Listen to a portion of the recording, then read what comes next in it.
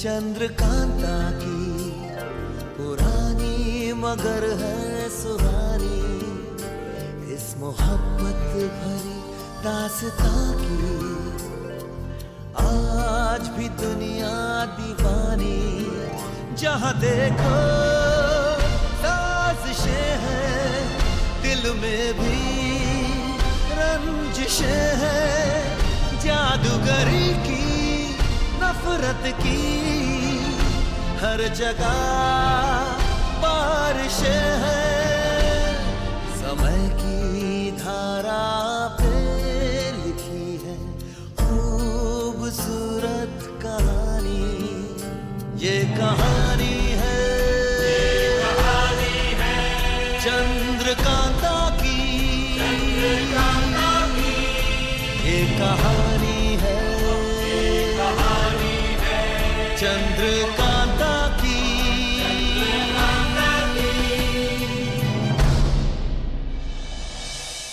अब हमें आपकी चंडी की नहीं, युद्ध की प्रतीक्षा है।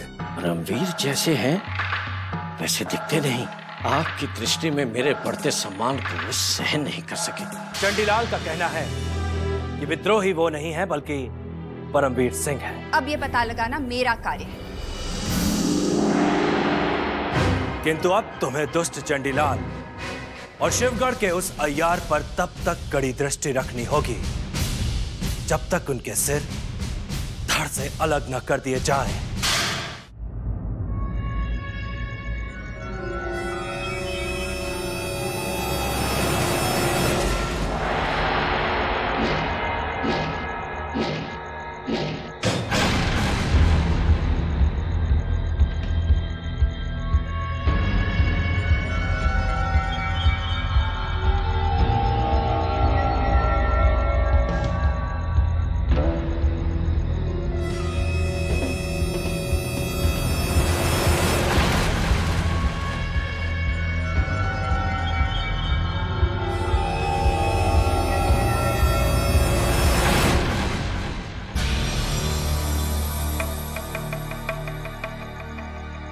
जगन सिंह, शत्रु के उस अय्यार की कोठरी के आगे सुरक्षा बढ़ा दो।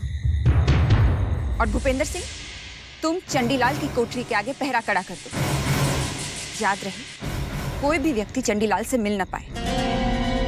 अगर जरा सी भी चूक हुई तो सजा के हकदार तुम दोनों होगे।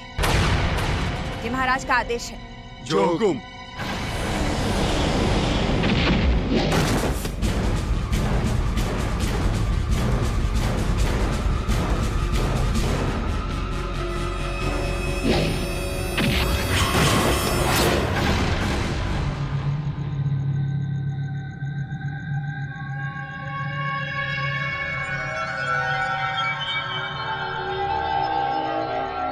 सैनिकों, यहां पर कड़े से कड़ा पहरा लगा दो ताकि कोई परिंदा भी पर ना मार सके।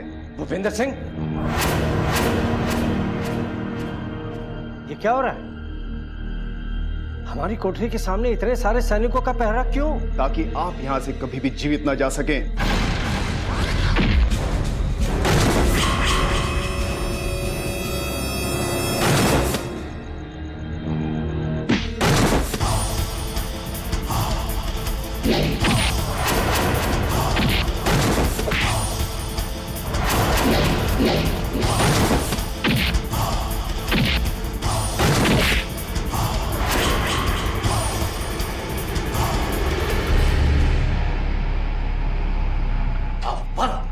तुम इस रास्ते से निकल जाओ, हम चंडी को लेकर अभी आते हैं। जाओ।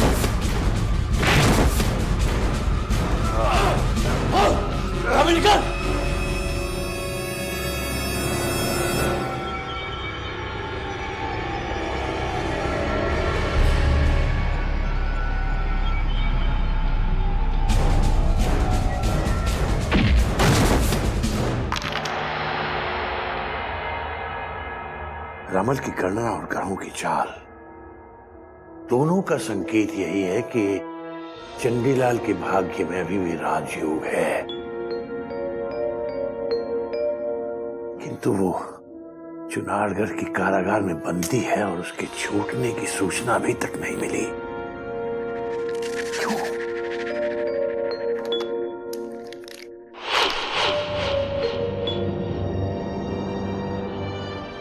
रमल तो बार बार यही कह रहा है कि चंडी किसी भी पल शिवगढ़ में प्रवेश कर सकता है, किंतु कैसे?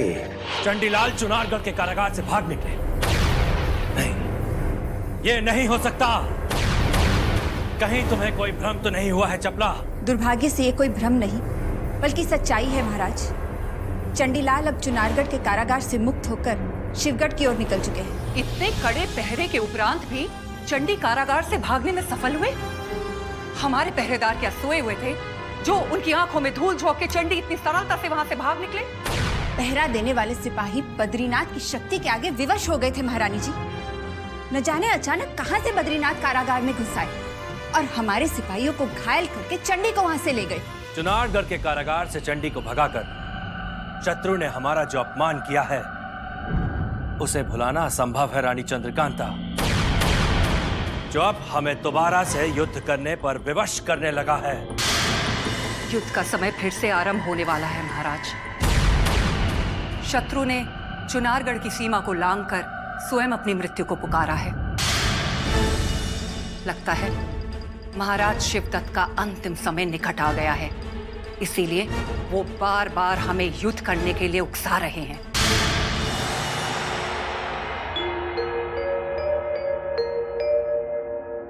पंडित जी, एक शुभ समाचार है।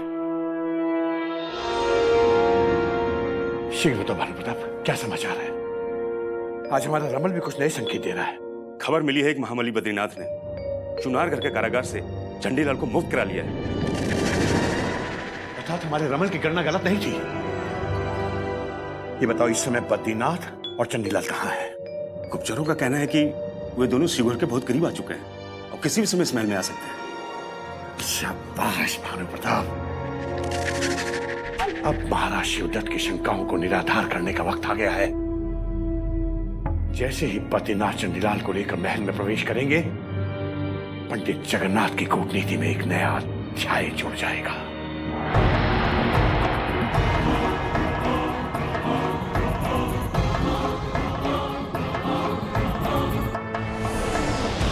पंडित जी। बद्री, गुरुदेव। आओ चंडी, शिवगढ़ राज्य में तुम्हारा स्वागत है। आपको जो वचन दिया था वो हमने निभा दिया पंडित जी। चुनारगढ़ के कारागार से चंडीलाल को मुक्त करा के हम शिवगढ़ के महल में ले आए हैं। तुम्हारे साहस और तुम्हारी शक्ति पर हमें गर्व है बद्री। तुम्हारे अलावा ये कार्य और कोई नहीं कर सकता था। तुमने असंभव को संभव करके दिखा दिया है। आपका कहना बिल्कुल सत्य है गुरुदेव। मैंने बद्रीनाथ जैसा महाबली अपने जीवन में कभी नहीं देखा।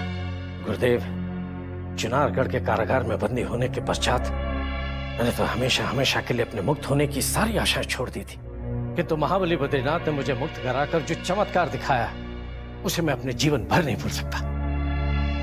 वो सब तो ठीक है चंडी, किंतु एक बहुत ही महत्वपूर्ण बात का तुम्हारे लिए जानना बहुत जरूरी है। मैंने बद्रीनाथ को भेजकर तुम्हें चुनारगढ़ के कारागार से छुड़वा तो लिया है, किंतु मेरे इस निर्णय से महाराज शिवदत्त प्रसन्न नहीं है।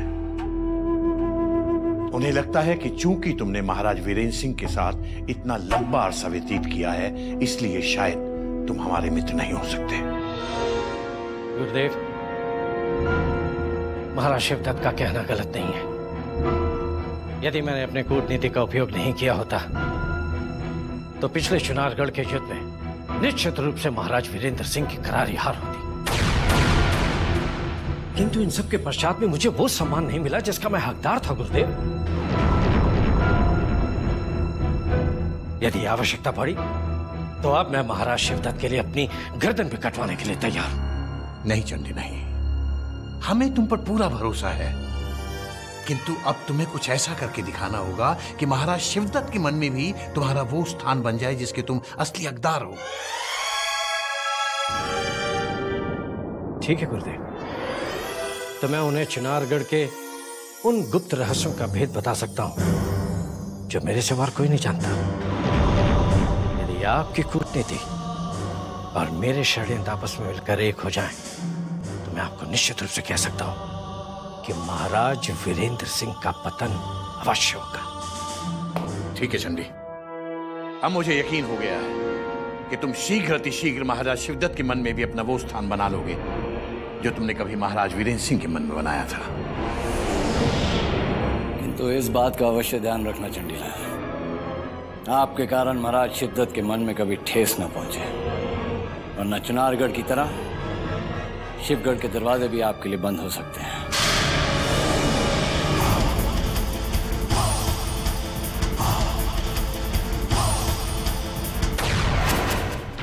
हुजूर, हुजूर, हुजूर, हुजूर, आप लुट गए, बर्बाद हो गए। आपने क्या सोचा था और क्या हो गया?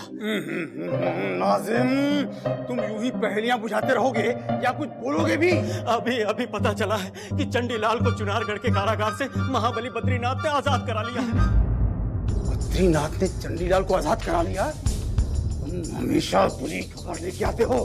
शीघ्र बताओ, अब चंडीलाल कहाँ है? हुजूर, चंडीलाल महल के मेहमान खाने में आराम फरमा रहे हैं और पंडित जगन्नाथ उनकी खातिरदारी कर रहे हैं। नाज़िम, तुम हमेशा मनहूस खबर लेके आते हो। अब अगर तुमने एक भी मनहूस खबर सुनाई तो मैं अपने इन्हीं हाथों से तुम्हें सूली पे चढ़ा दूंगा। अहमद की कोई खबर?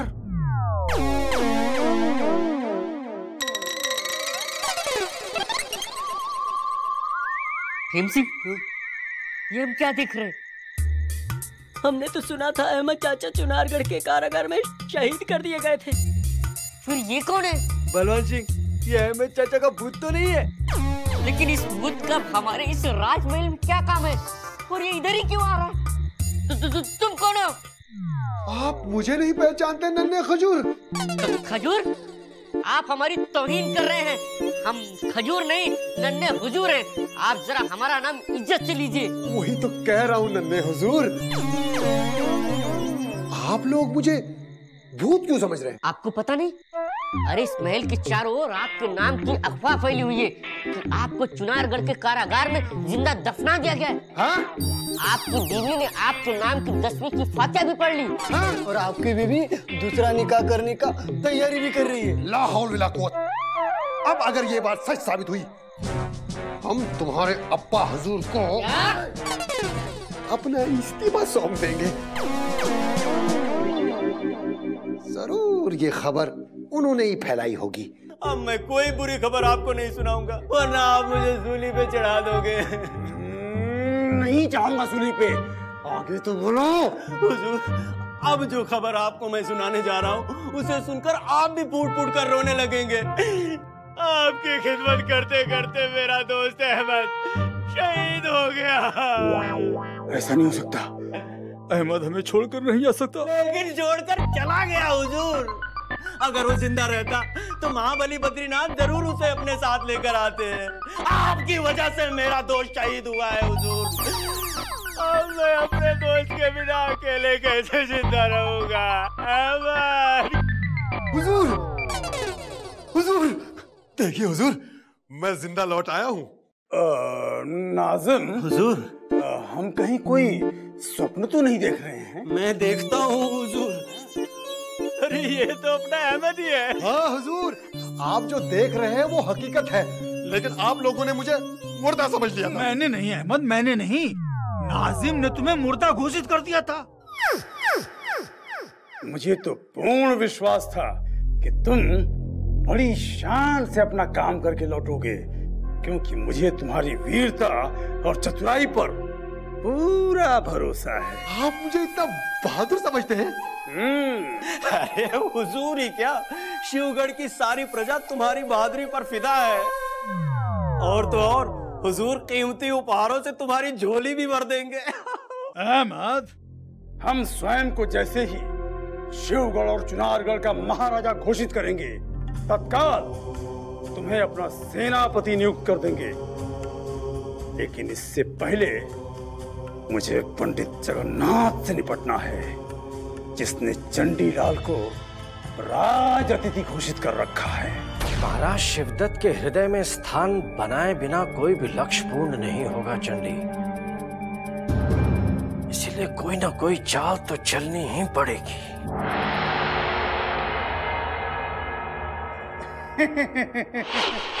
प्रणाम चंडीलाल जी। प्रणाम क्रूर सिंह। स्वागतम स्वागतम स्वागतम, आपका हार्दिक स्वागत है। बहुत अच्छा निर्णय लिया आपने कि चुनारगढ़ को छोड़कर शिवगढ़ में चले आए। सत्य कहता हूँ, आपके आ जाने से हमारी आधी चिंताएं समाप्त हो गई हैं। परंतु वो कैसे? चंडीलाल जी, अब क्या बताऊं, महाराज शिवदत्त के सारे कार्य मुझे ही करने पड़ते हैं। सत्य कहता हूँ, यदि एक दिन के लिए भी महल से बाहर चला जाता हूँ तो सारे महत्वपूर्ण कार्य ठप पड़ जाते हैं।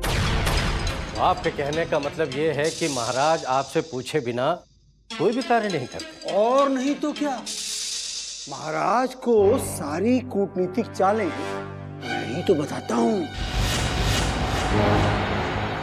परंतु ये कार्य तो पंडित जगन्नाथ जी का है।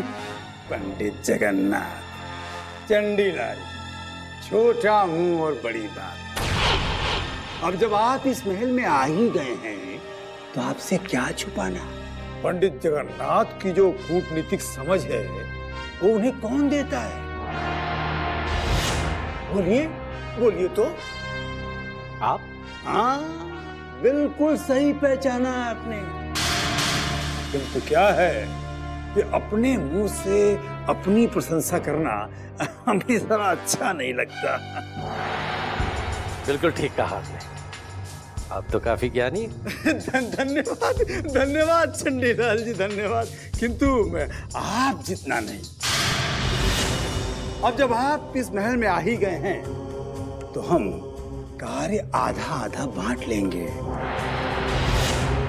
और एक सत्य आपको और बता दूं कि आप जो यहाँ आए हैं उसके लिए मैंने महाराज शिवदत्त से आपकी इतनी प्रशंसा की, इतनी सिफारिश की कि वो आपको बुलाने के लिए उन्हें विवश होना पड़ा। क्रूर सिंह। प्रणाम पंडित जी। प्रणाम। प्रणाम पंडित जी, आइए आइए, पधारिए पधारिए। मैं आप ही की प्रशंसा कर रहा था चंडीलाल जी से। क्यों चंडीलाल जी? वो सब हम अपने कानों से सुन चुके हैं क्रूर सिंह। अब बताओ फिर से, क्या कह रहे थे तुम? चंडीलाल को किसने बुलाया है? आपने। और महाराज के सामने कूटनीति से काम लेने का आग्रह कौन करता है? आप और कौन? अपनी मनुष्य शक्ल लेकर अब कभी हमारे सामने मत पड़ना। जाओ। जी प्रणाम पंडित जी। प्रणाम चंडीलाल जी। प्रणाम।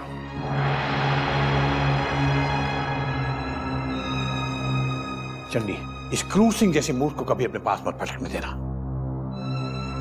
अन्यथा व्यर्थ समय गंवाने के अलावा कुछ हाथ नहीं लगेगा। जानता हूं गुरुदेव, भविष्य में हम क्रूर सिंह से सावधान रहेंगे। परंतु गुरुदेव, आपने यहां आने का कष्ट क्यों किया? मेरे लिए संदेश भिजवा देते, मैं स्वयं आपके कक्ष में आ जाता। कहिए, मेरे लिए क्या आदेश है? आदेश की बात नहीं है चंडी,